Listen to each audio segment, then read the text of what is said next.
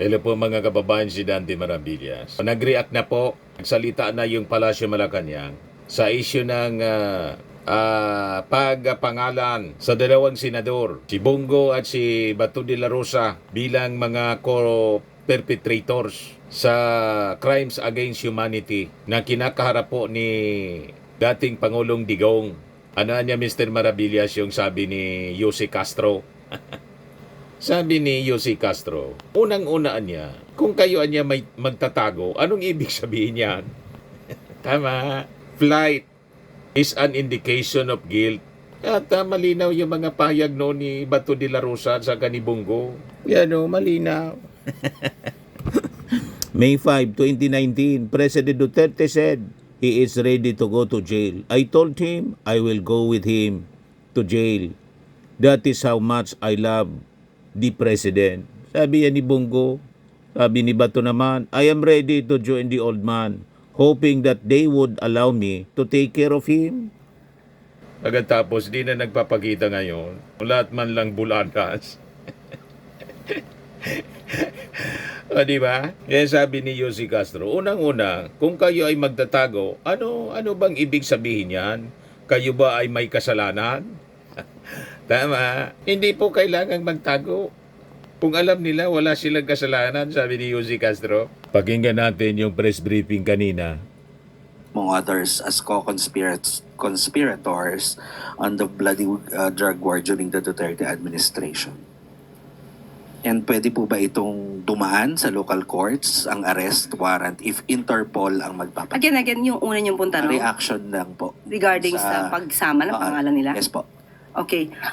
Kung ito naman ay legal process na nanggagaling po sa ICC, hindi naman po natin ito maaaring pakialaman. Dahil ang kasong yan ay naisampa noon pa, 2017, at hindi pa po Pangulo, si Pangulo Marcos Jr. So kung dadaan sa proseso, yun naman po ang nais ng pamahalang ito. Ang ginagawa ng pamahalang ito ay dumadaan lahat sa proseso. Ma'am, kung idadaan sa kung hindi na dumaan sa local courts and yung arrest warrant, kasi Interpol po ang magpapatupad. Is it possible? Nagawa na po before. At ang sinunod po ay ang batas na umiiral sa ating bansa at nakipag-coordinate po ang ating pamahalaan sa Interpol. Kaya po naipadala ang dating Pangulong Duterte sa The Hague. Tapos! O, di ba? So, ang ibig sabihin, kung ano nangyari, mga kababayan, kay Digong, diniliver pa dahig, yun din ang mangyayari dito sa 8. Lalo na po dito sa 2 senador. Talagang magkakaproblema yung Senado. Mababawasan, mga kababayan, ng bali 5. Yung Senate minority, matitira 4 na lang, bali 5 sila. Si Bongo, si Bato, sa ICC ang i-deliver. Si Cheese, si Jinggoy, saka si Joel Villanueva, flood control scam, sabit.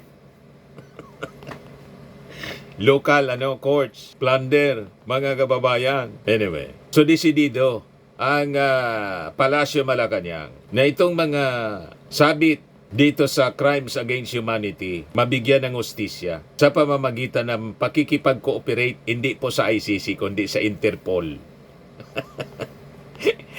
Hindi na tayo member ng ICC, pero tayo kasapi ng Interpol. So bantayan natin kung re-report pa sa trabaho si kasi anytime daw baka in secret ilabas na ang warrant of arrest laban dito sa mga pinangalanan na co-perpetrators. Pero anya Mr. Maravillas, di ba sabi ni Cristina Conti, Atty. Cristina Conti, hindi man automatic. Yun ang sabi niya. Kaya lang, malay mo, baka nagpaduda lang si Atty. Conti para lumabas na si Bato. Kasi sinasabi wala pa man wala pa mang warrant of arrest, wala pa palang warrant of arrest. Nagtatago na si Bato. Malamang sumunod si Bongo na magtago, mga kababayan. Desidido ang Palasyo Malacanang, the same kung anong ginawa kay Digong. Will this result sa isa na namang kaguluhan ng mga supporters once may warrant na at handa ba ang gobyernong ipatupad ang warrant? Kinakailangan po bang magkagulo? Kung ang pagsisilbi po nito, ang sisilbihan ay ang hustisya.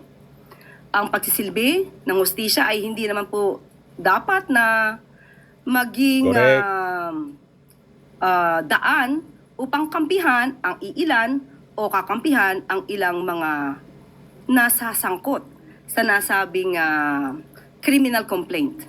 At even before, ang kanila mismong kaalyado, walang iba kundi si Mayor Magalong, ang nagsabi mismo na mayroong mali sa execution sa EJK.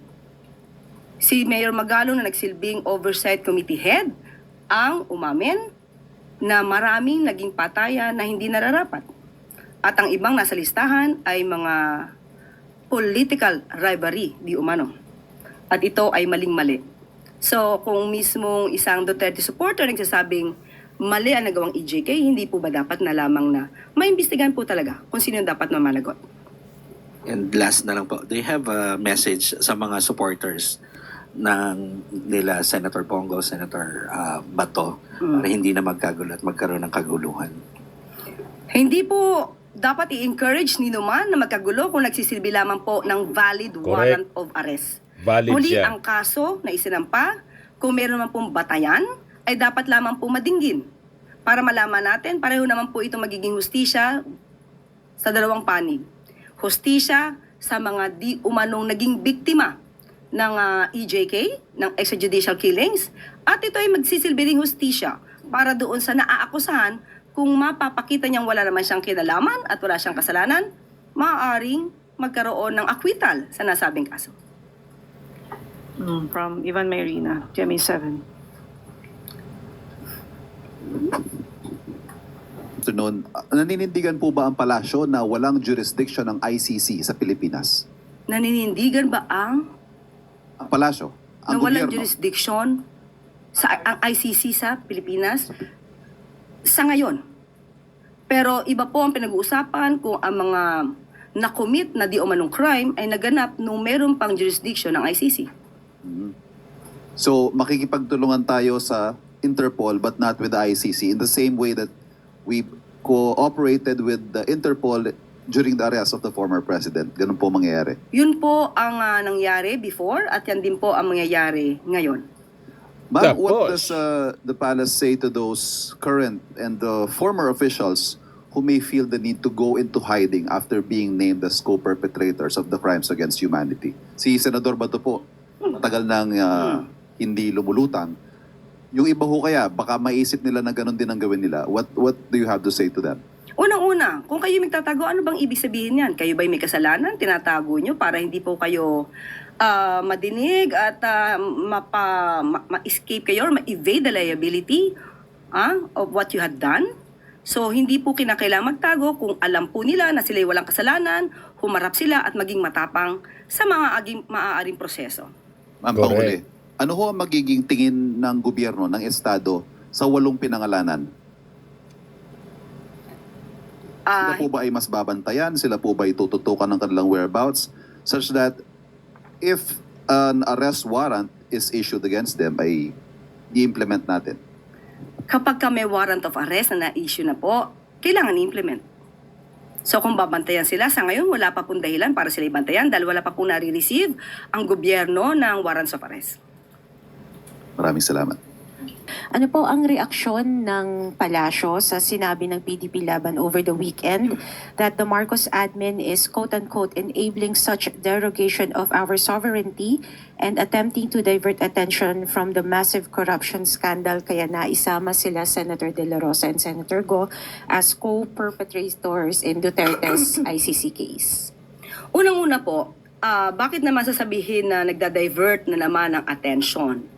Hindi ito diversion dahil matagal na po ang kasong ito na nakasampa sa ICC. Hindi pa nga po si Pangulong Marcos Jr. ay naisampa na ito.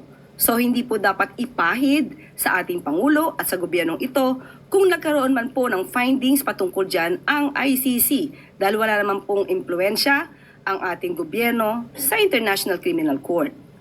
At kung sasabihin nila na a diversion, unang-una, uulitin ko po ulit.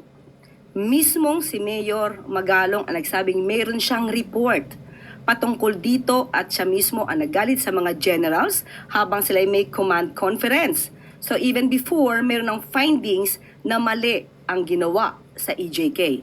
So mas maganda po, bilang kayo'y taga-media, hanapin niyo po kay Mayor Magalong yung nasabi niyang report. Ma'am, on another, The ICC issue lang po. The common criticism from the opposition camp is that sinusuko daw po lagi ng Administrasyong Marcos yung mga Pilipino sa foreign courts instead of hearing their cases here in the Philippines. How does the palace respond to these allegations that are expected to resurface anew once Senators Ronald De La Rosa, Bongo, and other co-perpetrators are arrested? Malamang yan po ang kanilang sasabihin, pero tandaan natin, ano ba nangyari doon dating, sa panahon ni dating Pangulong Duterte? Maraming bang nakasuhan ng mga general? Kaya nga po sinasabi ko sa inyo, records mismo, di umano, naggawa ng report si Mayor Magalong tungkol sa mga maanumalyang pagpapatay. So, sino yung mga generals na yun na dapat involved? Ba't hanggang ngayon ay hindi pa nakakasuhan? Noong dating nagsilbing bilang Oversight Committee Head si Mayor Magalong up to 2016, meron siyang report. So, sino-sino yung mga general na yon na dapat ay nakasuhan? Hindi ba dapat noon pa? Ma'am, just to challenge that point, that happened during the Duterte administration when the former president was still in power. But now that Marcos Jr. is in power, can the Philippine justice system not be able to try these alleged co-perpetrators here in the Philippines now that a different president is in power? Okay, we can say that the cases can be held and can be heard before the courts here in the Philippines, but we also have a rule, we also have a law that allows the government to surrender the alleged defendants to the International Criminal Court.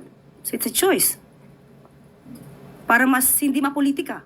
Hindi ba mas maganda kung korte na hindi naiimpluwensyahan at hindi masasabing namumulitika ang siyang didinig para walang masabi, manalo man ang dating Pangulong Duterte, walang masasabi. Matalo man ang dating Pangulong Duterte at kanyang mga co-perpetrators, walang masasabi ang Pilipino. Dahil neutral yun. Hindi po maaaring impluwensyahan. Ma'am, last from my end, where cease or here stems from the fact that the Philippines withdrew from the ICC, from the Rome Statute during the time of former President Duterte. With this, to settle this confusion nowadays, does the Marcos administration consider to rejoin the ICC? I know this question has been already raised in previous years, but with the current predicament, is there a form of reconsideration from the President? The President has not talked about that. He has not discussed that matter with all of us. Malinaw mga kababayan, once lumabas yung ICC warrant po, i-deliver yung dalawang senador, pati yung mga kasamang iba pang opisyal, forthwith. I-deliver forthwith sa dahig. Tapos, malamang hindi na talaga magpakita, mga kababayan, itong si Bato at saka si Bongo. O, di ba po, mga kababayan? Ayan na po ang mga kaganapan. Ako po si Dante Maravillas. Bye-bye. God bless.